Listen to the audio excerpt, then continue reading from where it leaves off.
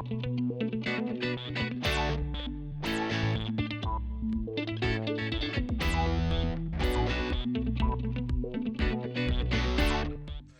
Lessard from the Concord Food Co-op joining us, as he does every Friday morning.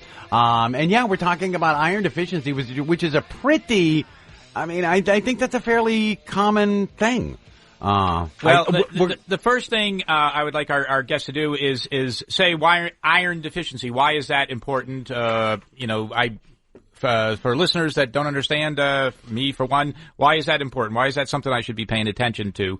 And joining us here, as they have before, Kelly Molloy, a certified health coach who helps people make connections between their food and their mood. You can find her at greenlifewellness.com. And Abigail McShinsky, who's here from space. She's an education specialist at MegaFood, a local company that crafts premium supplements made with real food from trusted farm partners. Kelly, Abigail, good morning. Good morning. Good morning. All right, Kelly, explain to me about iron deficiency. What if I am deficient in iron? What am I missing? Well, so the key really is iron is super important to making red blood cells. Okay. And that's important for carrying oxygen through the body. Okay, that's a pretty good reason.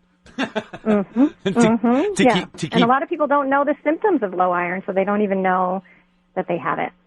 Let's see.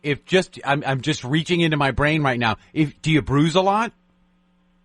Well, actually, the more common symptoms are things like fatigue, dizziness, focus issues, things that, a lot of people might have. Like I actually had, the reason I wanted to be on this call today was, even as a health coach, I was experiencing some of these things and got tested and found out I had iron deficiency. Wow. And so, I had no idea. I really did not think that was it.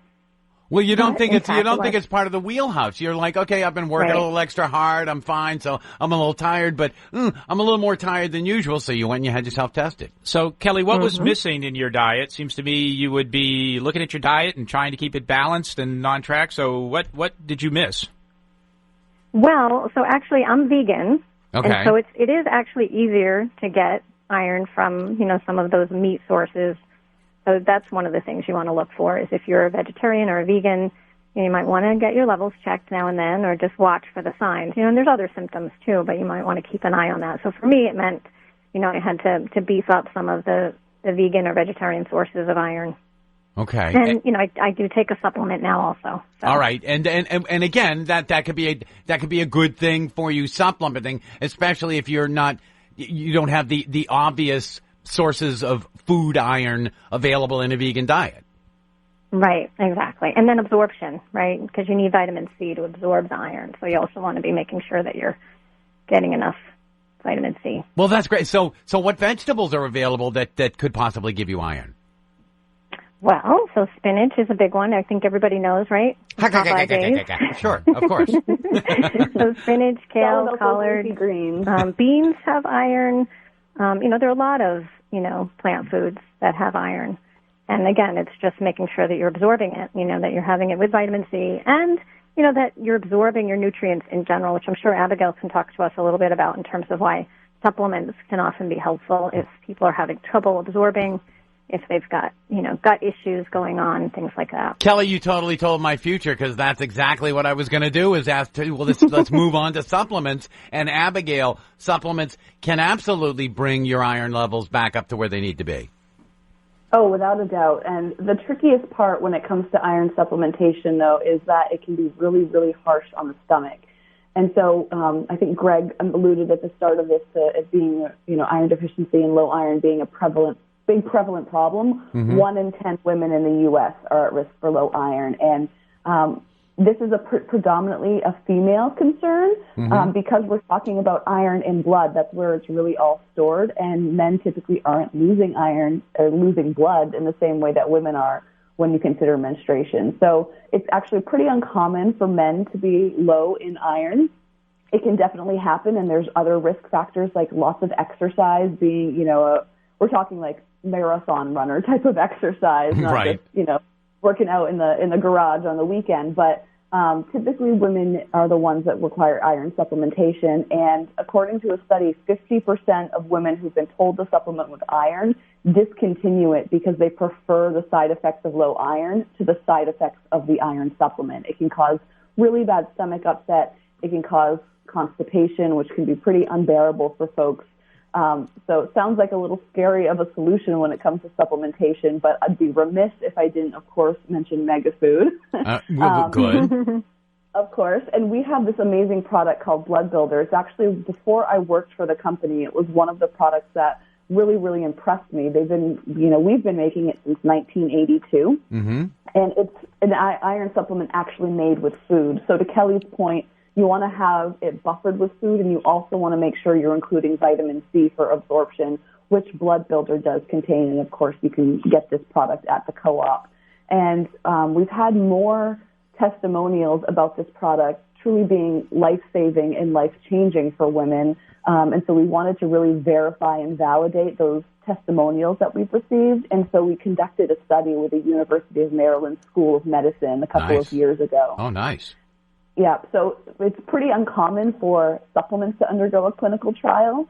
You see it all the time for pharmaceuticals. Supplements are regulated just a little bit differently, but we wanted to prove exactly, what we were seeing for years with women reporting to us, and found that not only in 8 weeks, 2 months, a relatively short period of time, just one tablet increased every marker of iron in the body, and there wasn't a single reported negative side effect. Wow. Because again, if you want to recommend to somebody that they take more iron, you want to do it with as much as possible without the side effects. Of course. Yeah. Yeah. And any woman I'm not sure what supplement Kelly's taken, but it could have been her experience in the past as well, that it can just be a little harsh. It can be really problematic for some folks. So finding a solution that's not going to cause that can be huge. You mean like even if you eat it with food or take it with milk, which I know in a vegan diet you can't do, but I mean, there's nothing else you can take with the pill to kind of chill out the side effects? Taking it with food can certainly help. And if your product doesn't have any vitamin C in it, taking it with something like orange juice can be helpful, but typically those negative side effects, especially constipation, still tend to rear their head. When you're just purely taking iron?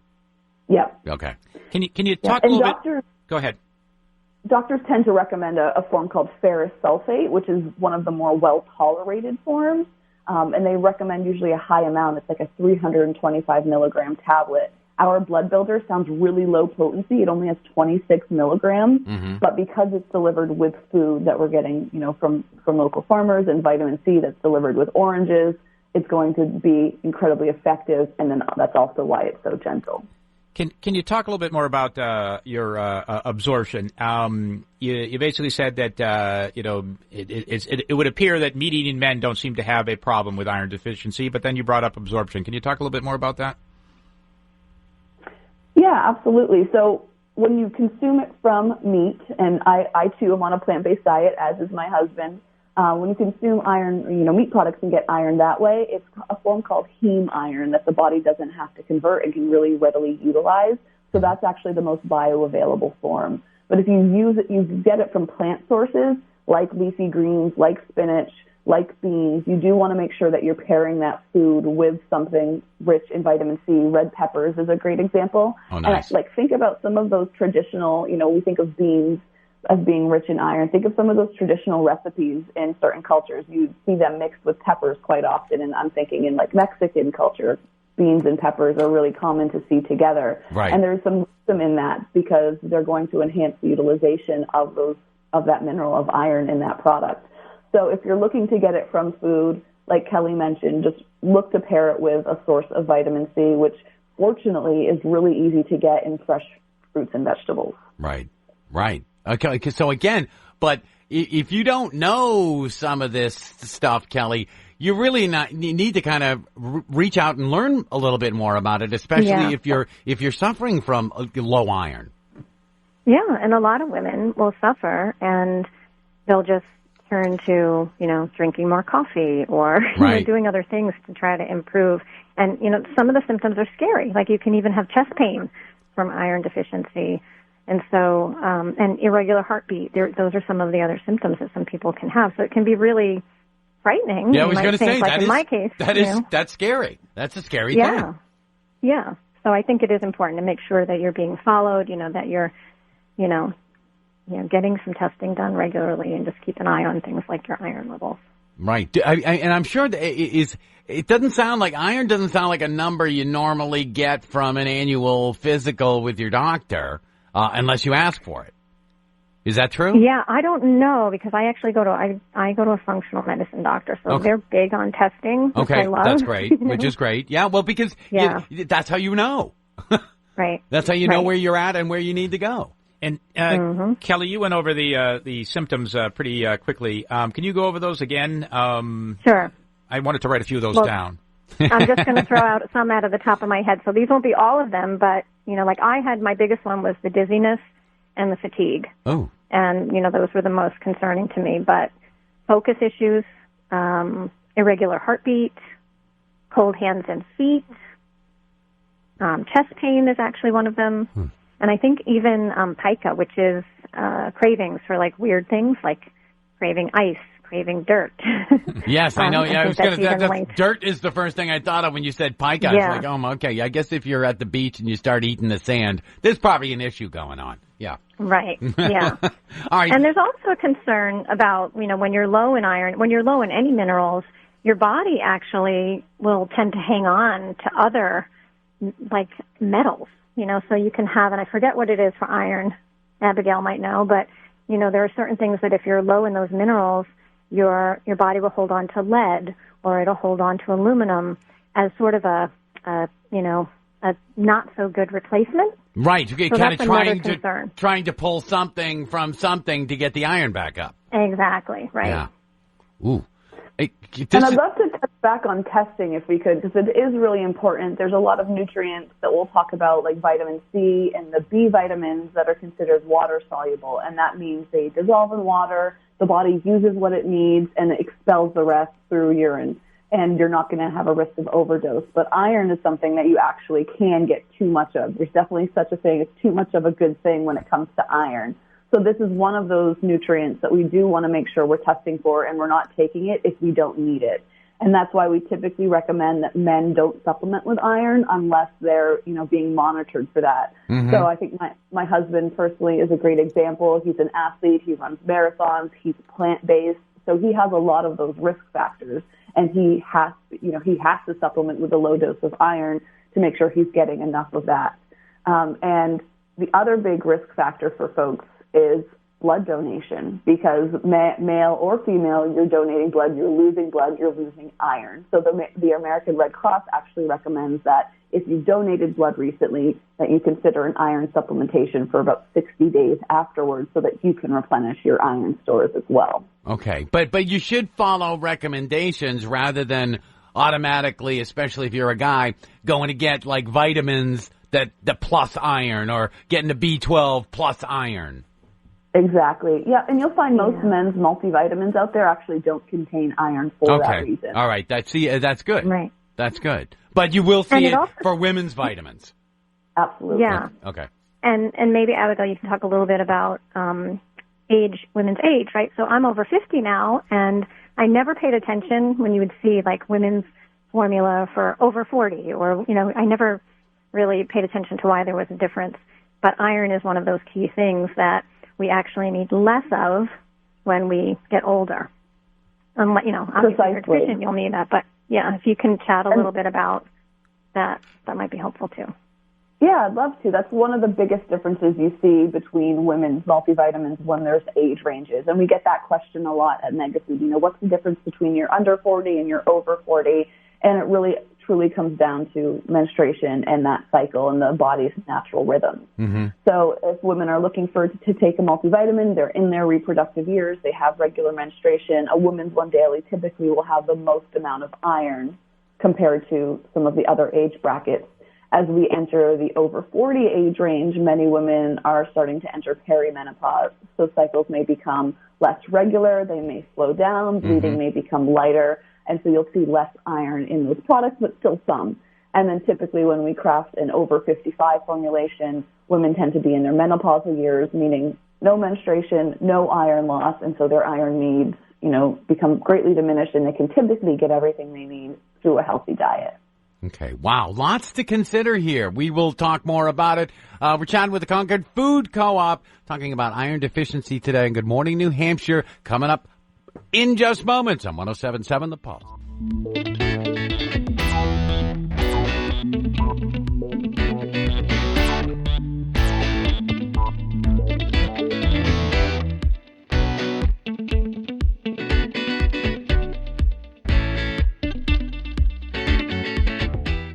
We're with the Concord Food Co-op here in this Friday morning. Kelly Molloy from Green Life Wellness is with us. Abigail McShinsky, education specialist at MegaFood.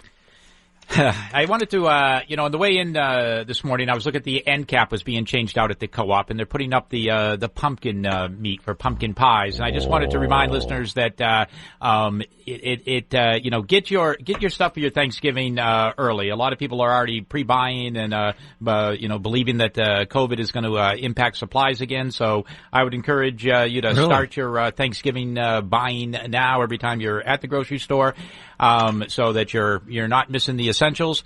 And also, on the Concord Food Co-op's website now, are order forms that you can print for, your, fresh turkeys, our complete meals that you can get and sides, and also the bakery order for, pies and rolls. So all that, is now, currently on the, Concord Food Co-op's, website. So I can't just walk in on Tuesday and get any of these things? No, order ahead of time. Order ahead of time. Now, do you think there could be a shortage of pumpkin pie stuff? You never know what there's going to be a shortage of. Right, depends on hoarding. I would cry. Depends on hoarding, I know. All right, well, that was on Sad. the end cap, so, and of course, Turkey Buck's still going. Turkey Bucks is going very strong. So That's great. If you're, buying any of these items now, you're collecting Turkey Bucks as well. So. All right, ConcordFoodCoop.coop. Thank Excellent. you. Abigail, I wanted to have you explain a little bit about MegaFood. MegaFood, I saw the coolest video on your website, and I don't know if it's still there, but it has like this big taffy roll. It's got to be like 8 feet wide, or I don't know what it is, but it's the supplement before it's all put into little tablets, but it comes out as this big sheet, and it was just the coolest little thing. Could you talk about a little bit about how MegaFood is different, how you source, where you source, and what goes into your supplements? Yeah, I'd love to. I think one of the things that will excite listeners about MegaFood is that we're a local company. So we're manufacturing right here in New Hampshire. And unlike a lot of supplement companies, we manufacture the vast majority of products ourselves. A lot of them kind of farm that out to other companies. But we work really hard to find local organic and regenerative farmers across the country to supply the best produce possible. And in fact, we buy over 700,000 pounds of fresh whole foods every year that gets delivered to us here in New Hampshire. Wow. And a lot of, and what I love about that is that's just a lot of support for farming communities. Mm-hmm. We know that farming is like the backbone of this country, and we really believe that organic and regenerative farming is the future and the way we have to move. So we support these farmers as best we can. And what you are alluding to, Greg, that you saw on the website is a piece of equipment we call the refractance window dryer. There's a lot of different drying methods because we, of course, have to dry these foods to put it in that little tablet for you guys and make sure it's going to be shelf stable. And a lot of them are really, really harsh, and they can destroy about 50% of the nutrients, things like freeze drying. And the best way to think about that is like the freeze-dried berries that you've seen. They're really pale in color compared to that fresh berry. Yeah, right. And so the technology that we use is, I always joke that it's, the least efficient out there because it's really, really slow. It's really expensive, but we worked super hard to find the best farmers and the best food. The last thing you want to do is destroy that nutrition. And so we've invested in this refractance window drying technology that allows us to very slowly dry the food with no direct heat application. And when you if you check out the video on our website, we've got some images on there. You'll notice that the food coming off that dryer is just as bright and vibrant as that fresh whole food that you've come to expect. And I've said it before on the show, but color equals nutrition when it comes to whole food. So maintaining and retaining all of that goes a really long way in ensuring you're getting the vitamins and minerals that you need. And we do that for each individual nutrient and food that we work with in crafts, and then hand blend these formulations into the tablet offerings that we have. Oh, that's awesome. And Kelly, that makes you a perfect partner for Abigail because you're all about putting the right food in. Yes, I'm going to jump on her website right when we're done here. See, weren't you drawn into that? That was fascinating. Yeah, absolutely. All right. Well, you can catch Kelly at greenlifewellness.com, and Abigail is at megafood.com. Yes, it is. You got it. All right. And, of course, Concord Food Co-op. Once again, Greg, always bringing great shows to Good Morning New Hampshire. I so appreciate it.